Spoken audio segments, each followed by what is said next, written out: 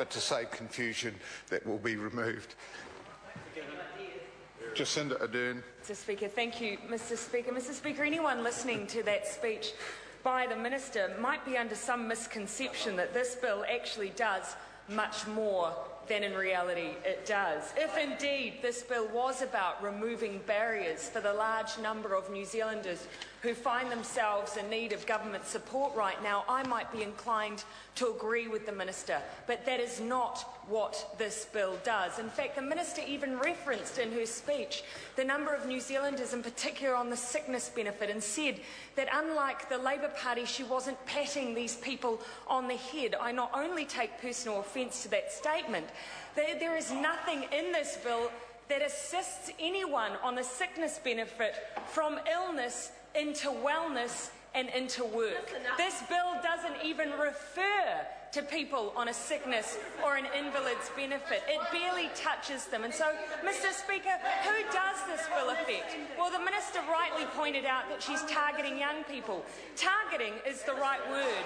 We have 87,000 young people not in employment, education or training. 87,000.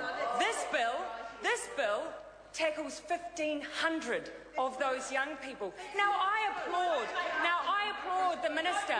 Those are the 1,500 teen parents. Those teen parents, I applaud the Minister.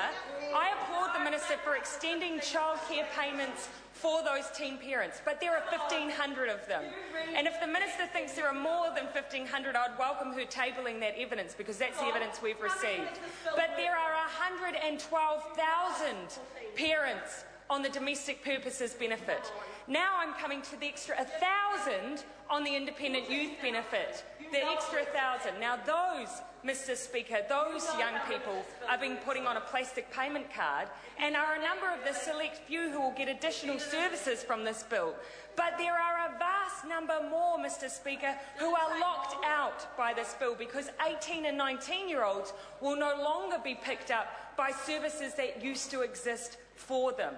Now, those are the 14,000 that the Minister is speaking about, and that is vastly fewer than the number that youth transition services are currently able to eligibly pick up. I am not mixing up the numbers on this bill, Minister. It is just a fact that there is a small subset of people who will benefit from it and not the vast numbers that she refers to.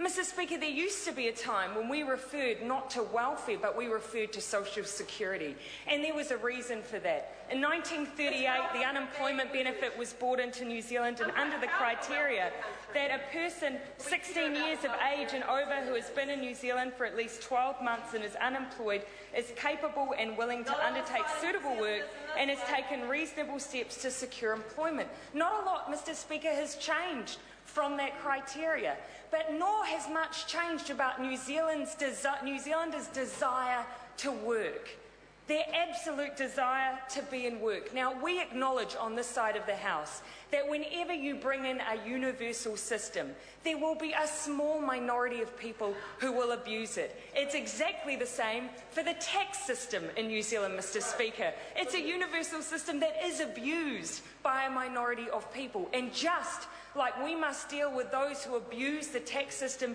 we must deal with those who abuse the welfare system. But we must never allow ourselves to be guided by the minority when we legislate around the majority. And that's where, Mr. Speaker, I want to bring a few facts into the discussion. The Minister's right to compare the difference in unemployment numbers that we have in this country. In 2008, at the beginning of 2008, we had roughly almost 18,000 on an unemployment benefit. Now it is closer to 50,000. We haven't had a sudden and dramatic change in attitude to work. We've had a recession. We've had an economic downturn, and I acknowledge that, Minister, but that is a reflection of the fact that New Zealanders have not made a choice to be on welfare and to be on unemployment benefits, Mr. Speaker. And that is why we must focus on the economy if we want to turn around welfare. But secondly, let's actually use some of the evidence we've got from those who are on different forms of benefit systems. IRD did a survey around those who have been on the benefit and found that 64% said that they didn't have the skills they needed to get into the jobs that they were trying to get themselves into. The government in this bill has not done anything to address the fact that so many of those who are on government support right now don't have the skills and education necessary to move into those jobs. Instead, they changed the criteria to the training incentive allowance. They cut out vast swathes of women in particular who are trying to access education to better themselves in the workplace. I have an example of the kinds of policy that mean that people aren't able to get into sustainable long-term employment.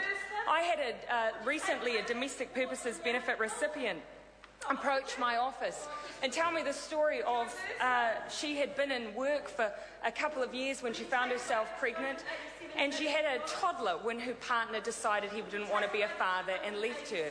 Now, she managed to find work, Mr. Speaker, 10 hours a week in hospitality, but was still on government support and didn't want that for her or her child. She went to Work and Income and asked whether there was any assistance available so she could get into foundation courses to become a nurse, the kind of job that would get her off the benefit in the longer term. And do you know what Work and Income told her? Work and Income told her she wouldn't be eligible under their criteria because she had work, because she had 10 hours a week and was still reliant on government support. Now, Mr. Speaker, that is the kind of system that leaves people trapped in our welfare system rather than offering them the opportunity to get into sustainable long-term work that gives them and their child a better future. Now, the IRD also found that 67% of those on welfare had a problem getting work that paid enough, and 66% couldn't get enough hours. Now, that makes it sound like those parents in particular on the domestic purposes benefit, which is roughly 112,000 at the moment, that they're making a choice to stay on that benefit because they're better off. Well, let's just look at the facts, Mr. Speaker.